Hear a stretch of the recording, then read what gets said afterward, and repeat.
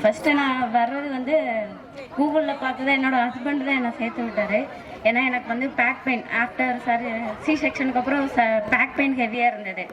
ஆனால் இங்கே வந்து எனக்கு ஒரு 6 monthsலேயே அந்த பேக் பெயின்லாம் இல்லை.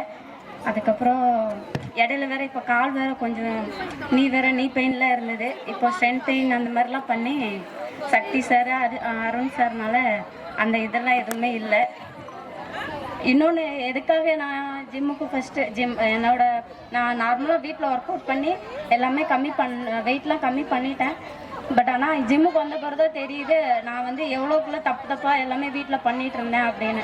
இங்கே வந்து அவங்க எல்லாம் கரெக்ட் பண்ணி எல்லாம் பண்ணதுக்கப்புறம் தான் எனக்கு தெரியும் எந்த அளவுக்கு நான் தப்பு பண்ணிகிட்டு இருந்திருக்கேன் அப்படின்னு. இன்னொரு மோட்டிவ் என்னென்னா நான் கரெக்டாக இருந்தால் தான் என்னோடய பசங்களை பார்த்துக்க முடியும் அப்படின்றது. ஏன்னா எனக்கு வந்து அம்மா இல்லாமல் நான் வந்து 2 டெலிவரி ஆகி எல்லாம் எப்படி வந்தேன்றது என்னோடய ஸ்ட்ரகிள் எனக்கு தெரியும். ஸோ வந்து என்னோடய பொண்ணுக்கு நான் இருக்கணும் அப்படிங்கிற ஒரே ஒரு இதுக்காக என்னோடய லைஃப் லாங் ஃபுல்லாக நான் வந்து ஃபிட்னஸில் கரெக்டாக இருக்கணும் அப்படிங்கிற ஒரே ஒரு இதுக்காக மட்டும்தான் நான் இன்னும் அதை கன்டினியூ பண்ணிகிட்டே இருக்கேன். வீட்டில் எல்லோரும் கேட்டாங்க போயிட்டு இருக்க ஆனால் வெயிட் லாஸ் எதுவும் பண்ணல அப்புறம் எதுக்கு போகிறேன் அப்படின்னு.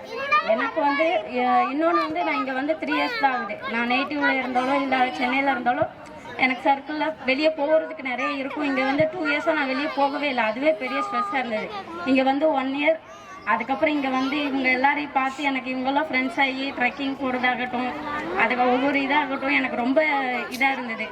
எனக்கு இங்கே வந்தால் மட்டும்தான் ஏதோ நான் என்னோடய ஃப்ரெண்ட்ஸை பார்த்து ஸ்கூல் காலேஜ் லெவலில் என்ஜாய் பண்ண ஒரு இது இருக்கும். இங்கே வரல அப்படின்னா எனக்கு அந்த நாள் வந்து ஏதோ ரொம்ப சேடாக போகிற மாதிரி ஒரு ஃபீல் இருக்கும். இங்கே வந்து எல்லாரையும் பார்த்து ஹாய் குட் மார்னிங் சொல்லிட்டு நம்ம ஒர்க் அவுட்டில் அப்படி எல்லாம் ஜாலியாக போயிட்டு இருந்தால் மட்டும்தான் எனக்கு வந்து கரெக்டாக இருக்கும். என்னோடய ஃபஸ்ட்டு ஸ்டேஜ் இது. எப்படி பேசியிருக்கேன்னு தெரில, தப்பாக இருந்தால் நினச்சிருக்கேன் சார். தேங்க்யூ.